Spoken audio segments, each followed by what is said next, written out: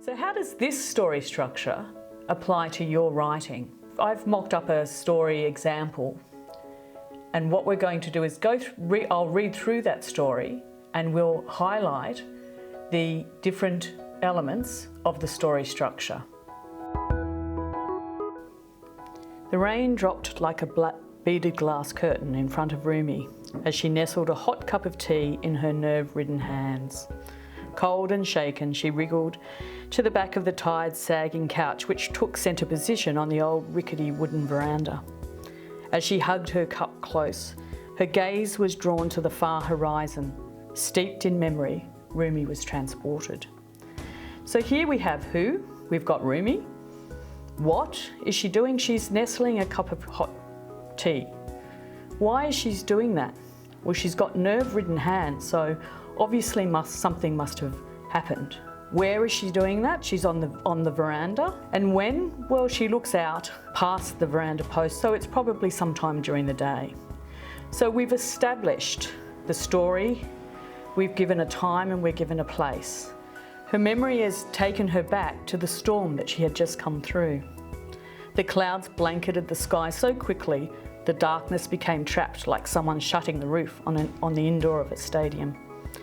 Rumi's breath quickened. She had walked further than she normally did, and she ventured down a path that she didn't always take, but she never felt brave enough.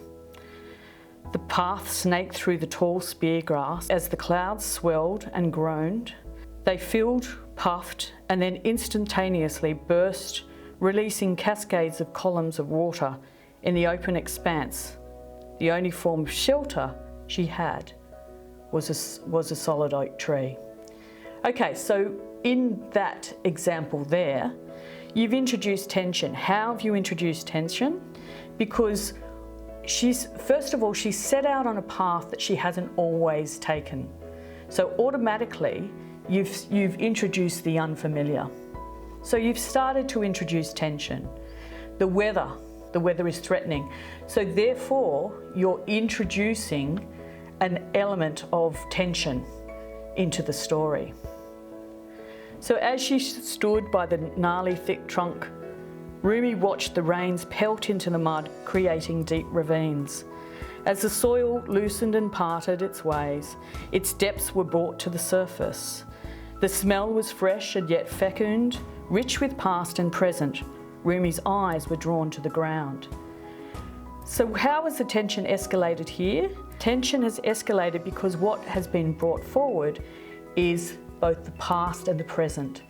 So the past and the present have been brought into our focus, which means that we know that obviously something has stirred something within, a memory within Rumi. So we escalate the tension. She saw what first looked like the shriveled tip of a finger. On closer look, the spindly twisted branch caused time to stop. She was thrown back. Her back leaned into the trunk of the tree. All memory had been sucked from her. She remembered the swirling waters of the hungry river, the deafening sound of water rushing downstream, and then the vortex that swallowed her friend to the depths below. Her finger the last part of her body fully submerged. Rumi cried, and as the rain fell, so did her tears. So here we've actually reached the climax. So we've started out with Rumi going on a journey. She goes on a path that she doesn't normally take. The weather stops her in her tracks, and because she stopped in her tracks, she's then have to take shelter under a tree, where we then realise she's been holding on to this memory.